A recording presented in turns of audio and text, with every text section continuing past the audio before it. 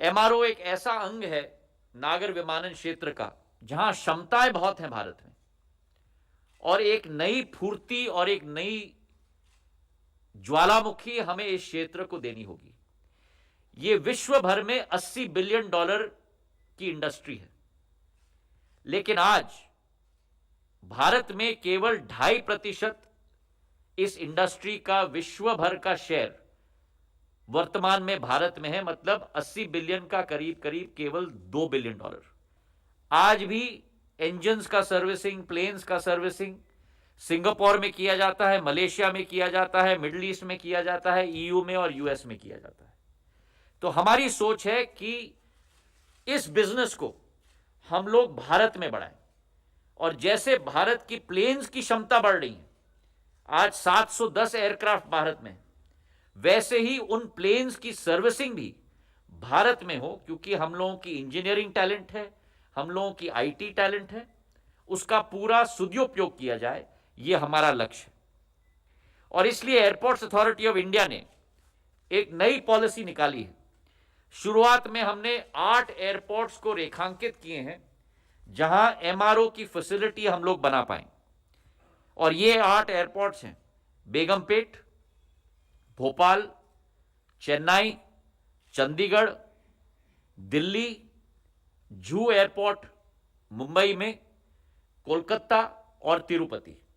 ये 8 एयरपोर्ट्स में एक नई एमआरओ पॉलिसी के अंतर्गत हम लोग निवेश को आकर्षित करने की कोशिश कर रहे हैं। और ये पॉलिसी क्या है? जो पुरानी पॉलिसी थी और आज की घोषणा के आधार पर वर्तमान की पॉलिसी होगी, इसमें जो अंतर है वो मैं आपके समक्ष रखना चाहता हूं। 6 पैरामीटर्स पे एमआरओ पॉलिसी बनी जाती है। पहला पैरामीटर कि किस तरीके से अलॉटमेंट प्रोसेस होता है। पुरानी पॉलिसी में एजेंसी के निवेदन के आधार पर लैंड अलॉट होती थी। आज हम लोग ने निर्णय लिया है कि ओपन टेंडर के आधार पर अलॉटमेंट प्रोसेस किया जाएगा। सेकंड पैरामीटर, अलॉटमेंट की अवधि। पुराने पॉलिसी में अलॉटमेंट की अवधि होती थी 3 से 5 साल। मतलब कोई व्यक्ति इतना ज्यादा निवेश करे पर उसकी अग्रीमेंट जो है वो स्थायी नहीं रहती थी। तो नए पॉलिसी के अंतर्गत हमने लॉन्ग टर्म बना दिया है, 30 साल का अलॉटमेंट होगा, ताकि स्थायी वातावरण निवेशक को मिल पाए। तीसरा पैरामीटर है लीज रेंटल। पुराने पॉलिसी में lease rental airports authority of India के द्वारा निर्धारित किया जाता था। नए पॉलिसी में लीज रेंटल बिडिंग प्रोसेस के आधार पर निर्धारित किया जाएगा। तो मार्केट डिटरमिन करेगा लीज रेंटल के लेवल को। चौथा पैरामीटर था rate of escalation lease rental की। पुराने पॉलिसी में 7.5 से 10% हर वर्ष लीज रेंटल को बढ़ाया जाता था।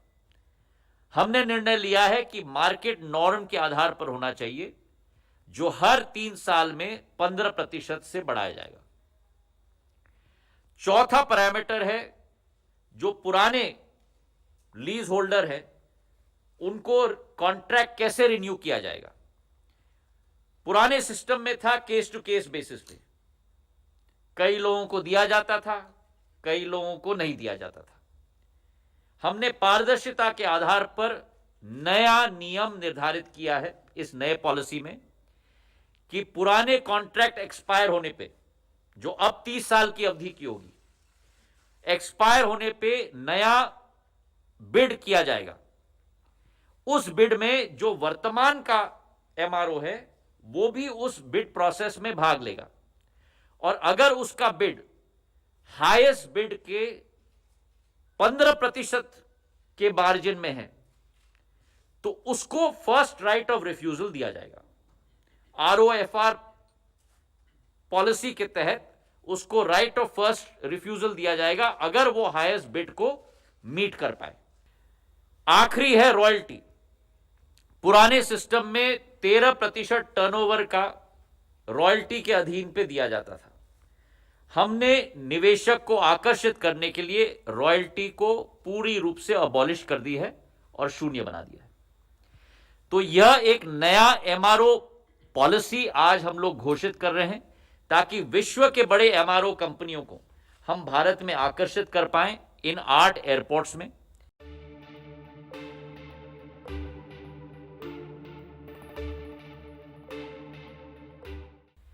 और हमारी यह भी कोशिश है कि मिलिट्री और सिविल के बीच में एमआरओस का कन्वर्जेंस हो। रक्षा मंत्रालय के साथ भी हम लोग चर्चा कर रहे हैं कि दोनों एक ही इंडस्ट्री दोनों को सर्विस करते हैं, सिविल एविएशन को भी और डिफेंस को भी, और दोनों के बीच में कन्वर्जेंस भी हो पाए ताकि भारत को एक ग्लोबल एमआरओ हब में हम लोग आने वाले सदी में परिवर्तित कर पाए।